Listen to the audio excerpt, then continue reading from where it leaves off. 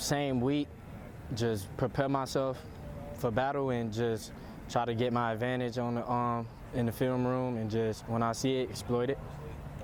Does it get you, I don't know, do you need extra motivation at this point? Or, I mean, does it fire you up to, when you know that, hey, people are going to be watching this, they're going to be seeing how I did against a guy like that? Yeah, most definitely.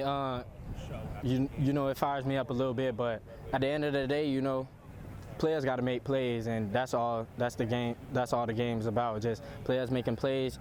Obviously, he makes a lot of plays, so we just got to neutralize him and then stop the run and then make him pass the ball. Well, I mean, they like to pass the ball, but we gotta create some turnovers this time. A lot of turnovers.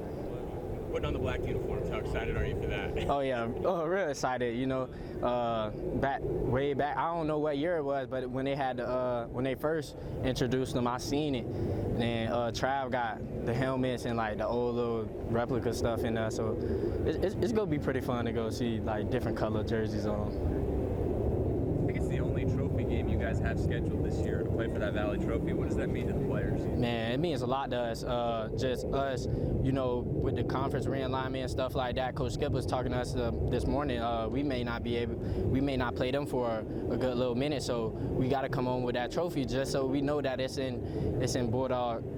It's up there in the coach's office instead of down the road in San Jose. It was a tough loss last year. I think you were sidelined for that game. What was it like to watch from the sidelines this rivalry game, and how excited are you to take the field this year? Yeah, it just put a real bad taste in my mouth. I remember just being at home watching it, and then probably like halftime I just cut it off because it was like things weren't going our way. But we just got to play Bulldog football, and that's the main thing. Just going out playing Bulldog football. Do you remember turning it to another channel or something like that at halftime? Yeah, I think I turned it to another game. I remember vividly because I think it was like they had went up like 3 scores, and I was just like, man, yeah, this hard to watch. Watching film, is this the best receiver you faced this year so far? I mean, they all be pretty good, but only time will tell. Every dog's got his day, so I'm pretty sure he's been having a lot of good days on Saturday. So. And I got to ask you about this defense. The last couple of weeks, the second half has been pretty good. What about the first half? What has this team starting slow, but then picking up steam on defense by the end of the game? I feel like we just go out and try to fill out what the offense is doing and stuff like that, instead of just going out and just putting our foot on their neck from the play one. And Saturday, I feel like we got a great opportunity to go out and just put our foot on their neck from snap 1 to snap 80. Random question, but are you watching the Laker game tonight? Yeah, matter of fact, my granddad texted me a couple days ago and saying him and my uncle coming out here to watch the Laker game, and then they go come out here to come watch me. Right. So. Would that be their first time at Valley Children's? Yeah, this is the first time at Valley Children's, and then they came to Michigan. Okay. Same granddad that's the dad of Ken Griffith Jr.? Yeah. So Ken Griffith's going to be at the game on Saturday? Mm-hmm. Both of them. Yeah. Ken Griffith Sr. and Ken Griffith Jr.? Yeah.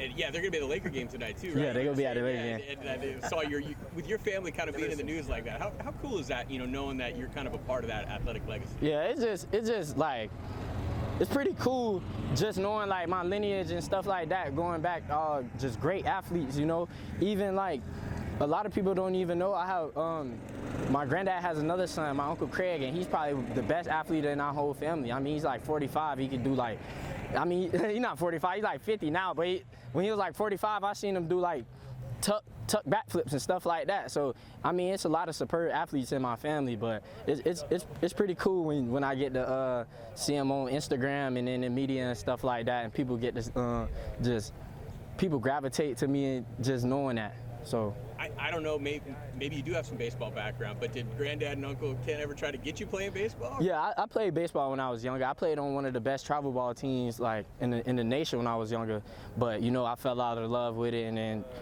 ultimately it just led me here to the football field.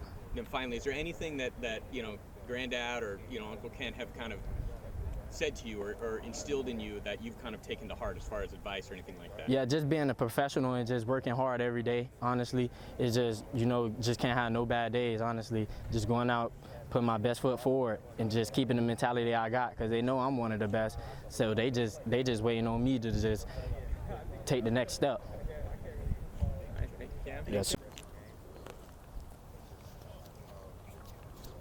You guys ready? Sure. Life comes at you fast, right? 2 years ago, you're kind of third string, fourth string running back. Now you're starting and you're picking up 72-yard gains. How's this last 2 years been for you since you kind of filled in as Sherrod's replacement? It's been great, you know what I'm saying? It's taught me nothing but just keeping my head down and grinding, and I've accepted the role, so I feel like I've been prepared for this whole moment my whole life. Been waiting on it my whole life. What have the last 2 weeks been like? I mean, knowing kind of that you're the guy, Yeah. extra reps in practice. Yeah. I saw you kind of working there with Coach Pryor. Yeah, for sure.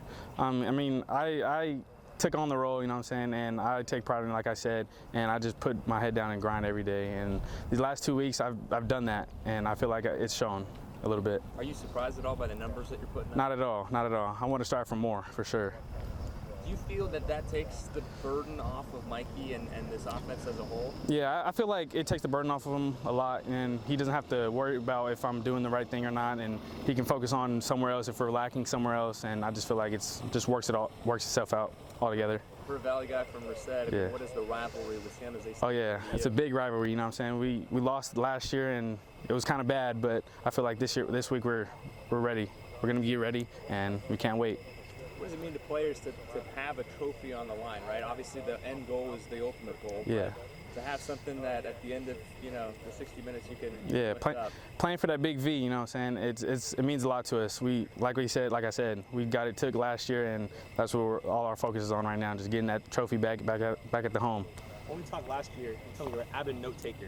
As you watch film and take these copious notes, you still do that? Yeah, for sure. It's mandatory to take notes because, you know what I'm saying, we got a lot of plays in, and you just never know like what play you're gonna run at all, you know what I'm saying? And just having that in the back of your head, it just helps a lot. So what were in your notes against Washington State, and then what were in your notes against Nevada?